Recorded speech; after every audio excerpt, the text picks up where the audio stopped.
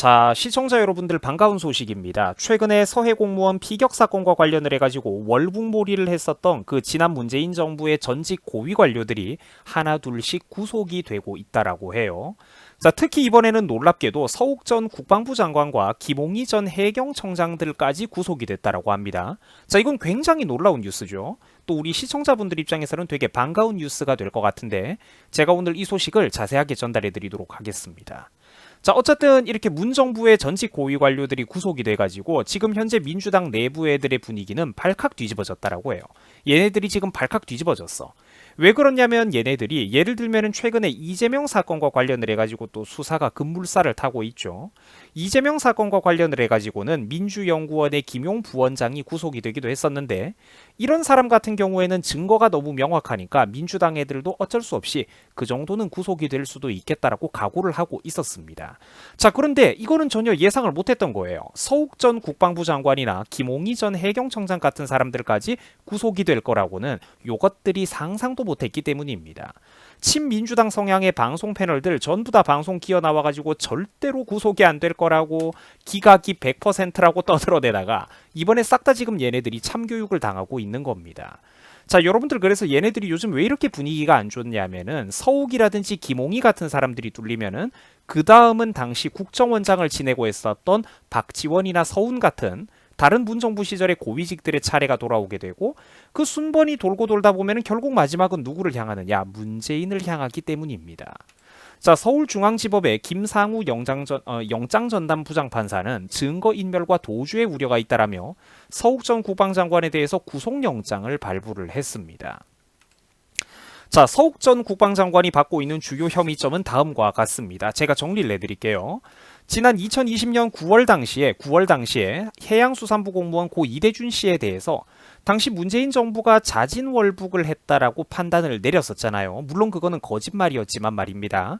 자, 일단 아무튼 저것들이 자진월북이라고 그 문정부가 판단을 내리자 서욱 전 장관이 거기에 끼워 맞춰주는 행동을 했다라는 거예요. 서욱 전 국방장관이 그러니까 그것과 자진월북이라는 그 자기들의 시나리오와는 대치되는 내용들을 삭제하고 끼워 맞추기를 했다라는 겁니다. 그래서 지금 문제가 커지고 있는 거예요. 그 설명을 해드리자면은 월북몰이를 하는데 대치되는 내용들이었던 그 불편한 팩트들, 일명 그러니까 감청 정보 등의 이런 기밀들을 군사정보 통합 처리 체계인 MIMS, 일명 밈스에서 삭제하도록 지시 내린 혐의를 받고 있다라는 겁니다. 야, 여러분들 진짜 이건 어마어마하죠. 삭제하도록 지시했다니까 국방장관이. 또한 그뿐만이 아니라 합동참모본부 보고서의 허위 내용까지 쓰게 한 혐의를 강력하게 받고 있는 상황입니다. 그래서 설명해드리자면은 직권남용, 허위 공문서 작성, 공용 전자기록 손상 등등 이런 죄목에 해당된다라고 해요. 자, 그리고 지금 이제 실제로 제가 지금 말씀드리고 있는 이런 내용들은 제가 절대로 마음대로 떠드는 게 아니라 명확하게 검증된 사실들입니다. 왜 그러느냐? 실제로 감사원, 대한민국 감사원이 이와 같은 내용에 대해서 지난 13일에 감사 결과를 발표한 내용을 제가 지금 그대로 읽어드리고 있는 것이기 때문입니다.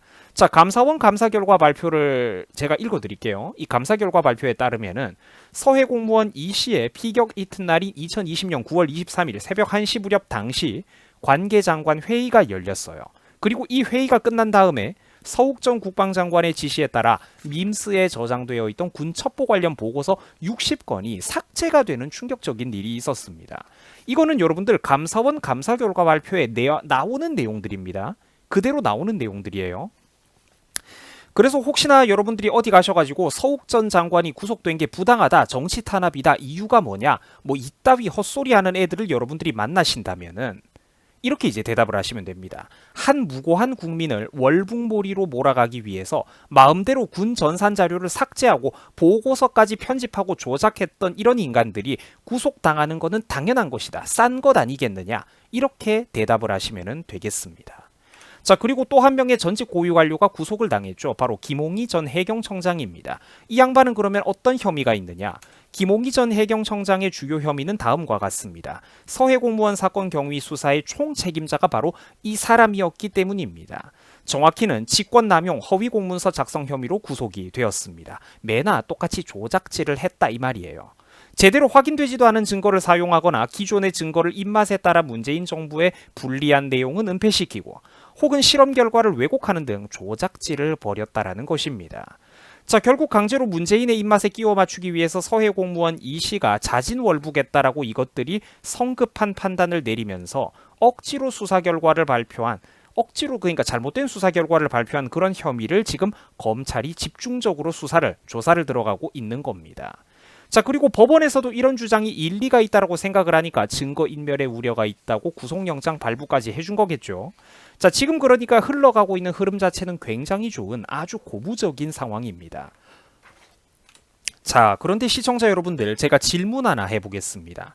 자, 서해 공무원 이 씨의 월북 조작 사건은 그러니까 이게 그 조작이었다라는 게 지금 기정사실이 되어가고 있죠. 자, 그런데 저게 과연 그렇다면은 이 서해 공무원 사건이라는 게 서욱 전 국방장관과 김홍희 전 해경청장 이런 두 사람만의 잘못일까요? 저 사람들이 이 사건의 최종적인 몸통, 머리입니까? 아니죠. 국방장관과 해경청장도 누군가의 지시를 따르는 그저 부하 직원에 불과하다, 곁다리에 불과하다라는 거예요.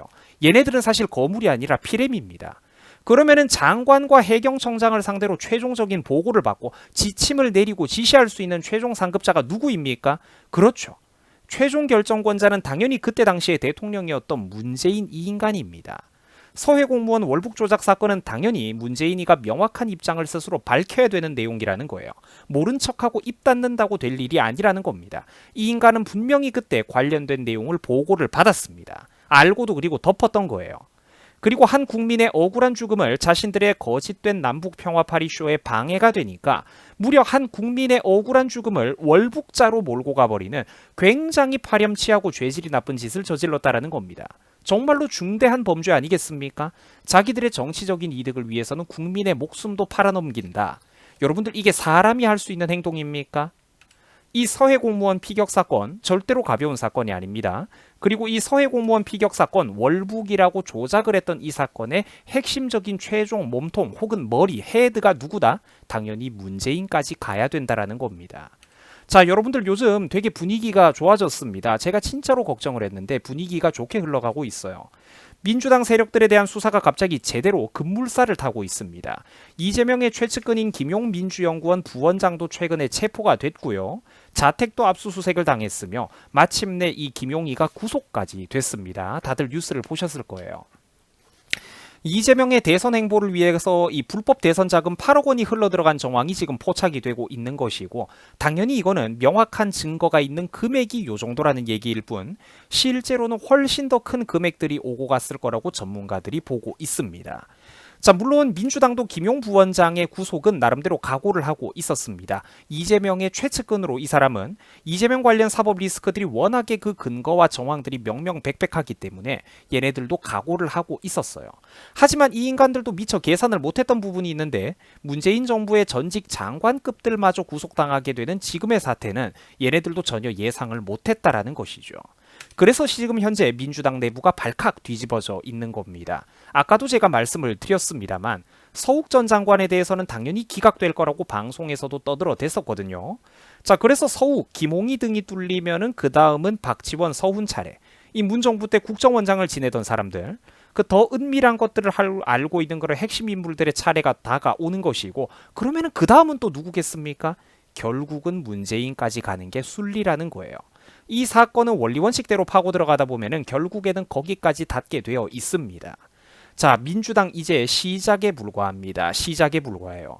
이제 서로 누가 살아남느냐, 누가 먼저 배신할 거냐, 누가 먼저 뒤통수를 때릴 거냐, 분열과 대혼란의 눈치 게임이 시작될 수도 있을 것 같습니다. 우리 흥미롭게 한번 지켜보도록 하자고요. 자, 시청해 주셔가지고 대단히 감사드립니다. 여러분들 수고하셨습니다.